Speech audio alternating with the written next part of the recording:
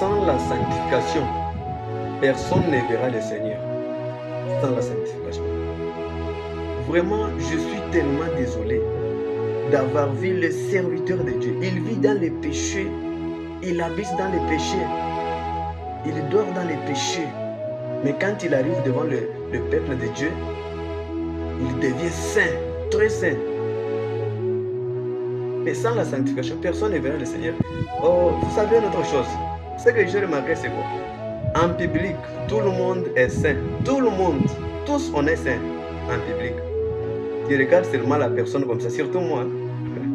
Oh, je suis saint, tellement saint quand je me regarde comme ça. Mais au contraire, selon mon comportement, selon la manière, selon la vie que je mène devant Dieu, je n'ai pas même une partie de la sainteté. Au contraire. Mais devant tout le monde me connaît en tant que serviteur de Dieu, en tant que quelqu'un qui marche dans la grâce de l'Éternel. Mais dans ma vie privée, je ne marche pas dans la grâce de l'Éternel. C'est ça le problème. Alors, nous devons d'abord être saints avant d'enseigner la sainteté aux autres. C'est ça le problème.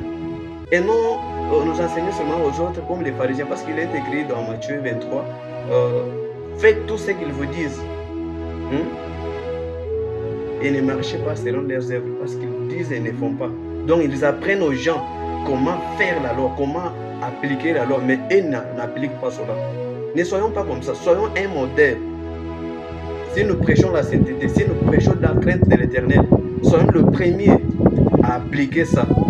Parce que même dans la pédagogie, on dit que le maître doit être exemplaire.